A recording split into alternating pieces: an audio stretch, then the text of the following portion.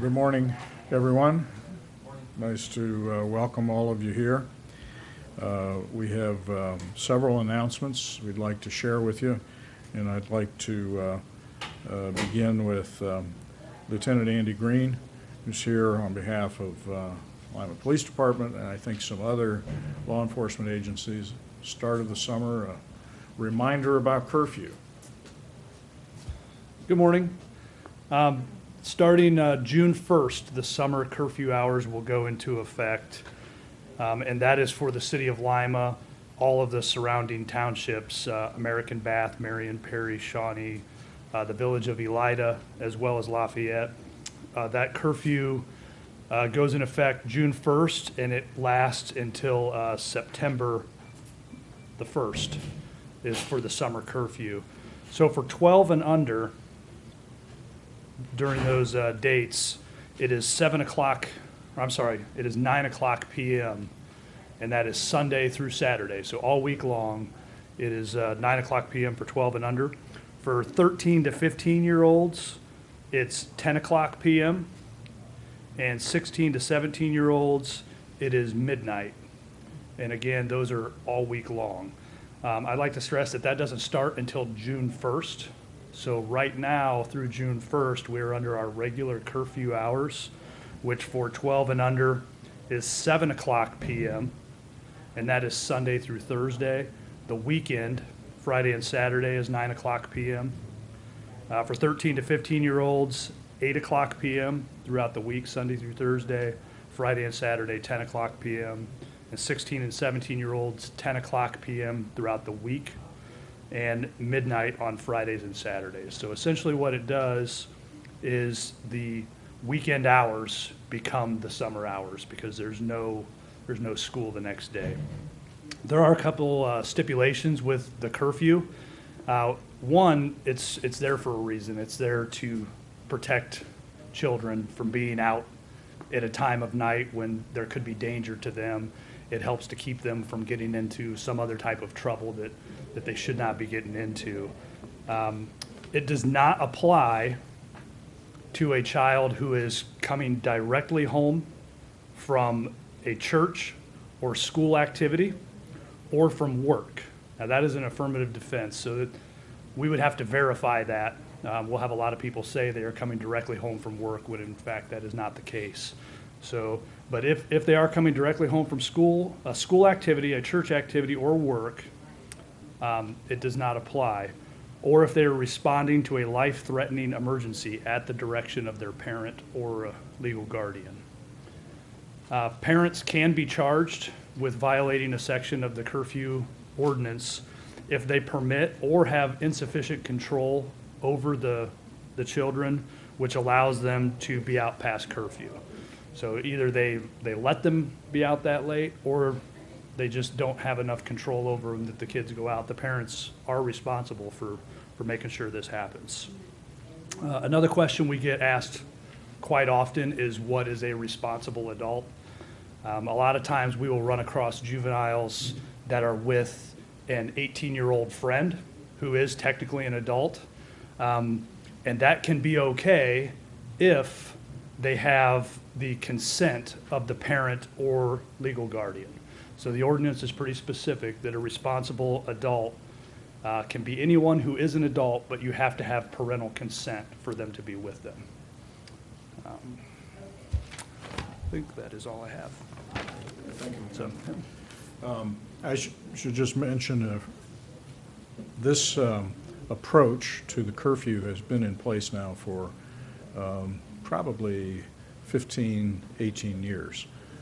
There had been a fairly inconsistent approach previously, but now all of the jurisdictions and law enforcement agencies in the area came together and crafted this as a single approach, so there should not be confusion in the area as to what the times are. The times are the same regardless of the jurisdictions, and I think that's important to communicate to folks, the responsible adults, that whether they're parents or otherwise. So, also, Mike Caprella is here with information about garbage and refuse rules now that we're folks are cleaning up and setting out, we want to make sure that everybody's following the guidelines that are in place for their materials to be properly hauled away. It's good to be up here and talk trash. That's good. So. Also, I'm on a 9 p.m. curfew, but it's instituted by my wife. So, I'm sorry. Now I get serious. Okay, that's good. So, just some reminders about garbage and refuse. This time of the year, weather's getting nice. People are cleaning up, and just so you understand what you can do and what you can't do. And we get, as a city, we administer the contract for garbage and refuse. Right refuse is the actual hauler, the person who goes out and picks it up. But we administer the contract, so we usually get the phone calls if there's something that goes wrong. So I'm just going to go over several points just for informational purposes for the resident. If you've got branches, a lot of people just, if a good windy day, a lot of stuff blows out of your tree, you just drag it off the curb and you hope it goes away. Well, they'll pick up branches 2 inches in diameter or less, but you have to bundle them and tie them, and they can't be more than 4 foot long, and they have to be placed at the curb. Then they'll take them away. You can buy a green container that will take yard waste. Those cost $20, and they're yours, and you can put whatever you want in them because they can actually lift them and dump them into the hopper, into the truck. So this is another way you can handle yard waste. We also have bags that we give out for yard waste. In the summer, we have they're pretty much grass bags, and in the winter, or in the fall, they're more of a leaf bag. Those can be picked up at our customer service department or at central services. And a customer with a paid bill that lives within the city of Lima can get 2 rolls per month to use for yard waste. Now, they're not garbage bags, and so many times we get people come in the office and I want my 2 rolls of garbage bags. Well, they're not for garbage, they're for yard waste. And they're for residents inside the city, not outside the city. So anyway, you can get that for yard waste. Another thing that our hauler likes to emphasize, and we like to point out to people, and a lot of people don't even realize this, but they like you to have your containers 3 foot apart. A lot of times you'll see people take them out to the curb and they're just, they're touching each other. Well, they have automated equipment that picks these containers up, and if they're next to each other, they're going to knock one over or maybe poke a hole in one, and then we have a lot of disabled or broken containers, which we try to avoid. So if your containers are 3 feet apart, it's easier for them to get in with the automated equipment, pick it up, and dump it. So that, that's important. Your refuse you put in your garbage container, that's the gray container, has to be bagged.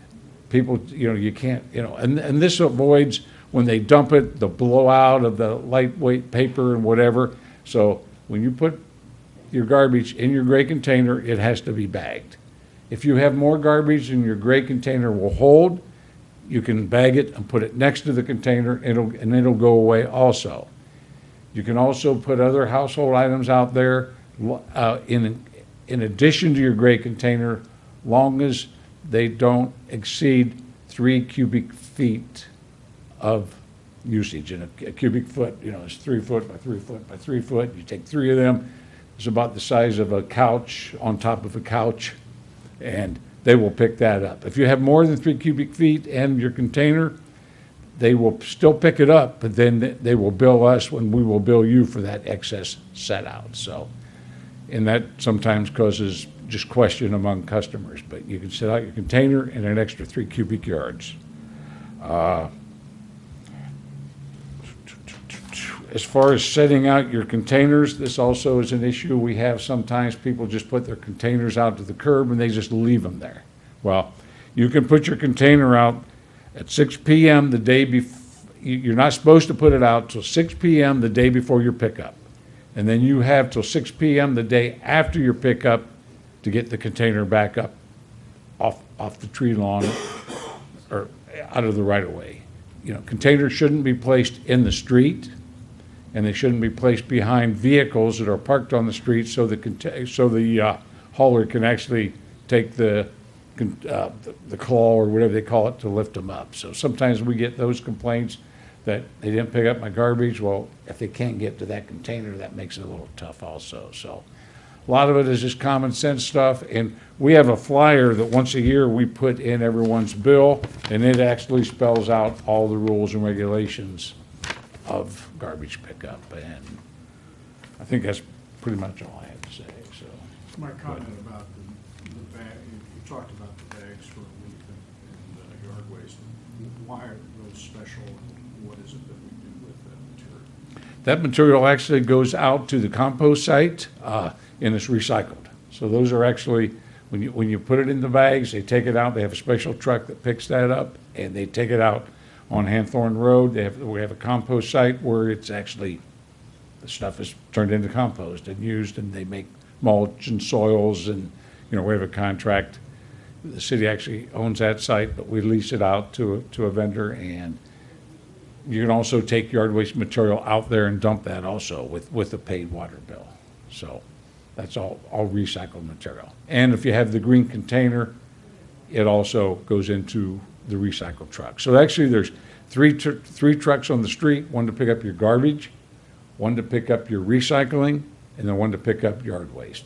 Yard waste they don't pick up during the winter months because there's usually not yard waste out there. So, but they start in April, then they go clear through December. Very good. Thank you. Thank you. And Autumn Swanson is here from the Department of Community Development with an update on citywide pride cleanup and the last week. Good morning. Thank you. I guess we're still talking about trash.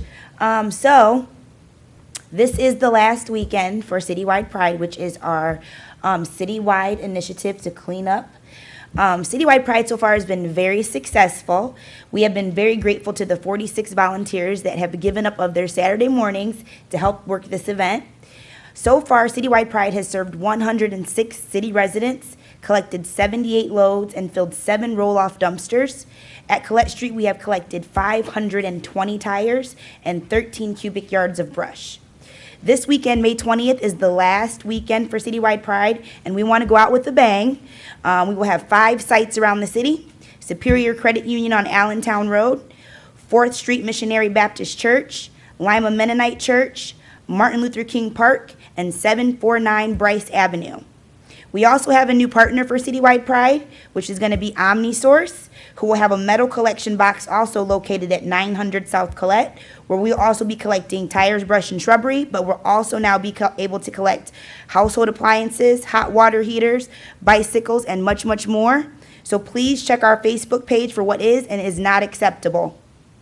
All sites run from 9 a.m. to noon, so get your spring cleaning done. Bring out your loads of trash to one of our sites this Saturday from 9 a.m. to noon. If you need more information, check our Facebook page and like it, City of Lima Department of Community Development, or call 419-221-5177.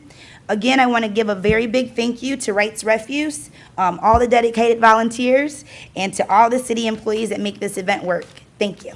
Thank you. You're welcome. Appreciate it, Autumn. Major Baker, you want to come up? And the students, you want to come up? Today is Brianna. Every year, the Lima Noon Optimist Club has what's called Youth in Government Day, and a number of us sign up to have a student accompany us for several hours. My student today is Brianna Wright. She's a junior at Lima Senior, and she's a very accomplished athlete. She plays a line position with Lima Senior's football team, and also with throws discus. She looks to study hematology and also politics, which I think is a great way of illustrating that politics is a blood sport. I mean, that combination of interests is truly terrific. So I want Major Baker to also introduce his students, and then we're going to give the 3 students the opportunity to make some comments. So normally I don't give you all that much heads up. I just say it's yours. So Major Baker. Good morning. I have Jake from Lima Senior, who's a junior, and Lexi, who is a senior from Spencerville, with me this morning. And, one of the things for us on our side is we get to spend some time with our future. And our future is very, very bright. It's so wonderful to see the young people come through and looking at being servants for our local government. And these two have been a lot of fun. So are you guys ready? Kind of give you a chance to think a little bit. So who wants to go first? Tell us one thing that you learned today that you didn't know before you arrived. All right, Jake, step right over there. Well, I learned that the equipment that the police officers carry is a lot more expensive than I would have thought they would be. How much is that? They said the dispatch and just the car itself was like $55,000. It's a lot of money. It is. How many miles do they put on a car a year? They have to share that with No, sir. It is a whole bunch. you. Those cars are operating Yeah, 24 hours, 24/7, seven yeah. days a week, so they probably put Easily 100, yeah. 100,000. Yeah, in a year, yeah. I'm Lexi, and today I learned the amount of patrol cars that are out on the streets at one time, between 6 to 8. And thank you to the Lima Police Department for allowing Jake and I to shadow. Great. Brianna? I would like to thank everybody for allowing me to do this today. And one thing I learned is that our water and our water system is actually above the standards that it needs to be. So say a regular pH of water is 7 and the standard is supposed to be 8.5. We're actually at 9.2. So that's really good for everybody that lives in the Lima community and all the water that we share. Very good. Thank you. Great to have you all. She was getting ready to school, Brianna was going to school Mike Caprella, because she was asking technical questions that Mike had to dig deep to come up with the answers. So. The last announcement today is that on Sunday, there will be a dedication ceremony at the new Lima Stadium Park, which will be from 2 p.m. to 5. They will have the marching bands from both Lima Senior and LCC present, along with the Lima Concert Band. It really will be a celebration of the park and its purpose, which is to really lift up the 5 schools that have called Spartan Stadium their home field, and the heritage of that going forward. So with the park now being fully constructed, it's time to kind of welcome folks to begin to use it. And in conjunction with activities at the stadium, we think the park and the stadium together will be a great new feature on the entrance to the city. So we look forward to that happening on this Sunday, the 20th, at 2 o'clock. So 2 to 5. That's right. It's Sunday the 21st. I think I misspoke as the 20th. So it's Sunday the 21st. And I believe that's all that we have for today, so we'll break down for interviews. Thank you.